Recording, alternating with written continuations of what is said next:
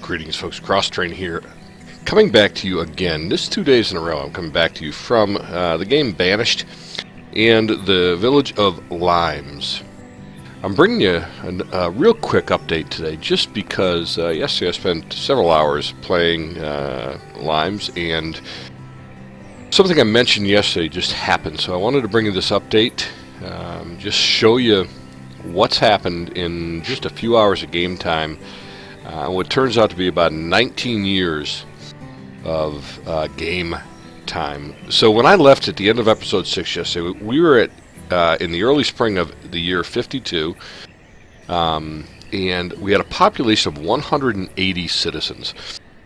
After a few hours yesterday, you can see I am now in the early spring of year number 71, so 19 years later, and I have 420 residents. So exactly what I kind of hinted at yesterday, there comes a point where your population kind of tips, and I hit that right about yesterday when I started playing. This thing just exploded. So let me show you a couple of the challenges when your population explodes. You can see right now over here in my town hall, let me just move the screen right in the middle of the screen here. You can see that I have 198 families in Limes and only 131 homes. So this is one of the ways that you can control your population. My population has actually slowed. I've been at around 420 for about a year at this point. I went a little up and then a little down. So that's one way to control your population. However, it also has some inherent dangers. For those of you that haven't played or haven't really gotten a population up very high, the inherent danger is that, again, your population, much like happened after the tornado here in year 9, the population can stagnate because you don't have any homes for youngsters to move into. They stay with their parents longer, and therefore they never get married, never have any kids, blah, blah, blah. So that is an inherent danger, so you have to try to keep a close eye on this. The other thing that I mentioned yesterday, you can see, I think it was in year, I don't know, maybe 60, 59 or 60, I finally got my town 100% healthy and 100% happy. So that's good. That makes me happy. One of the other challenges, again, is let's go over to the production page, and we'll look at the last completed year. Making sure that you're producing enough goods, at least as much or preferably more than you use of those types of goods. This is a challenge. The significant ones, of course, are logs, for because you chop that up into firewood, and then fuel, which is firewood, and food, of course, is a really important one too. So let's take a look how we did last year in each of those and the rest of the major production lines. So last year we outproduced in logs. We produced 1545 and we only used 1407, which is good. Stone, again, you can see 486 versus 353 used. That's good. 268 iron versus 121 used. That's good. You can see in fuel, again, 3656 against 2900 that we've used, so that's good. Tools, we're keeping a little ahead of the game, and again, most importantly maybe, food, 45,613 produced and 44,400 used. The rest of these matter too, but in all but alcohol, I've got a drink in town. They drank 153 drinks or barrels or whatever this represents, and only produced 100. So I did, since here in the last year, I built a third brew house, so that should be producing soon. You can see we also have coal outproduced what we use. So far we are doing okay in terms of keeping up with the needs of our town. You can see that our inventory is pretty significant. We got 7,000 logs in inventory, 19,000 fuel, which is good, almost 31,000 food, which is good. Again, I am in a very, very, very rapid growth phase right now. So let me show you around, show you what's going on. This is, again, the normal, the original part of the map that we saw a lot of. So you can see this hole in the ground is the former stone quarry, which is no longer in use because we used 100% of its resources. You will see the original mine pit as well. So we mined all the coal out of there, so that's 100% used. This over here is actually our second or third quarry. There's 39% remaining in this quarry. So it's either the second or the third quarry that we built. I will show you the other one. I don't remember which is second, which is third. Again, this is, for those of you that follow the series from the beginning, this is exactly where our original settler's wagon was, right here. So you can see this part of the town hasn't changed a whole lot since we last spoke. What has changed, check this out, I got an achievement called the Golden Gate Bridge for building a bridge that was longer than 50 units long, and this one was actually 87 units, and it goes all the way across. People are using it all the way across to the south side of the map, to an area of pretty rapid expansion since you last saw this. So so this is my very long bridge, 87 units, I believe. Again, I'm going to show you all the stuff that you've seen before. You've seen all of this. You see we got lots of stores of firewood here and wood here. Lots and lots of it. So we did complete this tunnel here. Now look what's going on over here. Over here on this would be the east side of the map. We do have a second church. Our second brew house was built right next to the church. I thought that was pretty appropriate. You can see that we've got, here's a chicken field. We got 33. It's a full field, so that means we're butchering chickens. And this is a nearly full field, which means we are butchering chickens as well. 14 of 14 cows in this pasture, which means we're butchering them as well. You can see if I look up here, beef. I've got almost 6,000 beef in storage and only 74 chickens.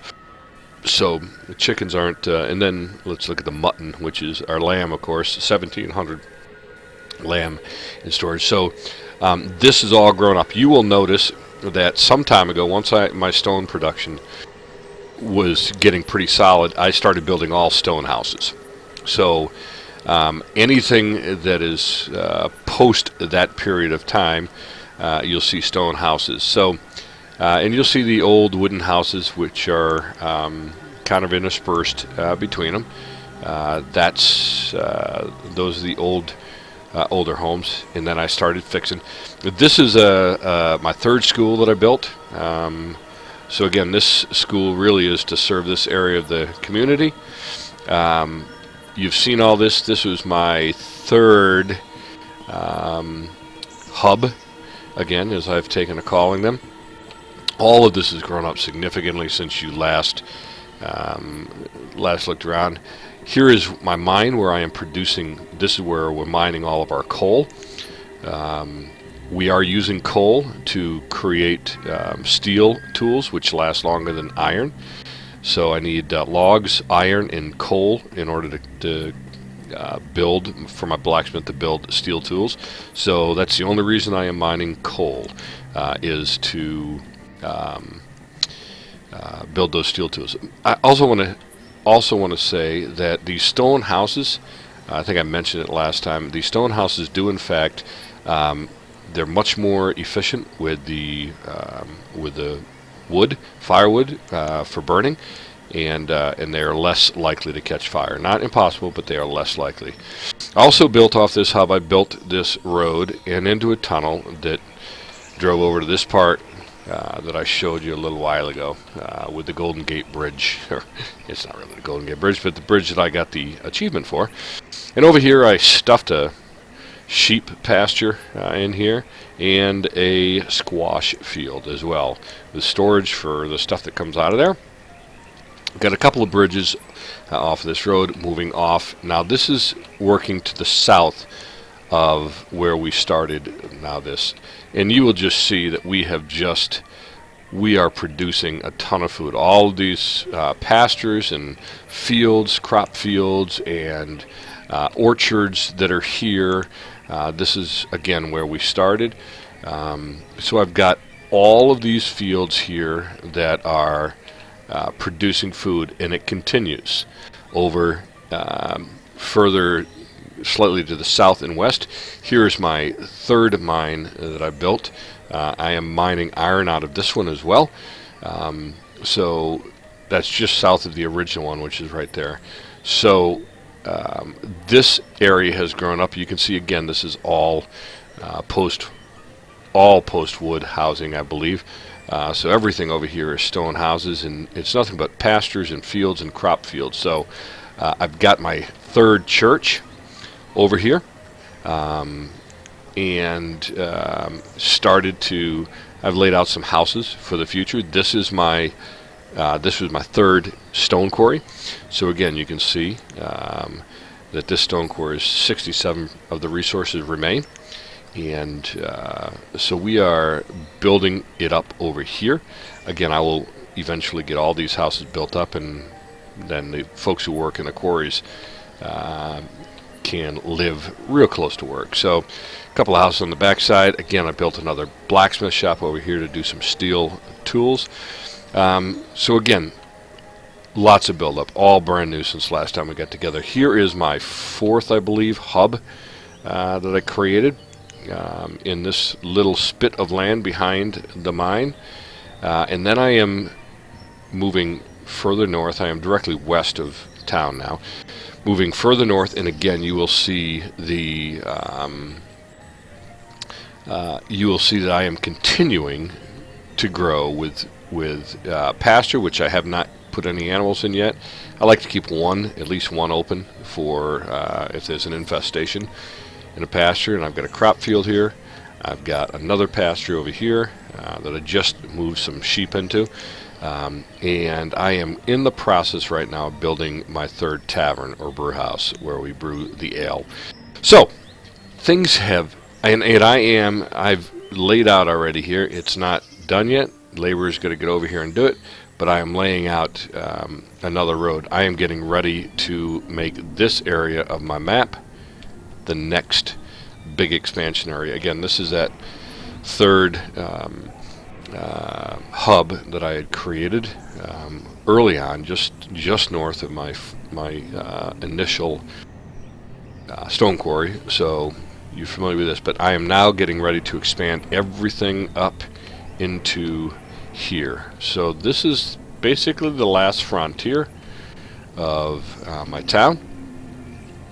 And I am in the process of moving my population over there. Now, if you've not followed my prior series on the village of Wordy Durd, let me just kind of tell you where I'm going with this.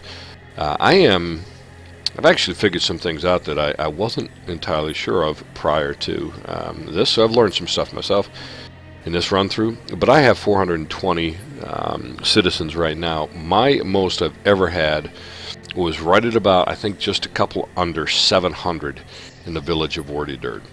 And this one feels like it could be better and bigger.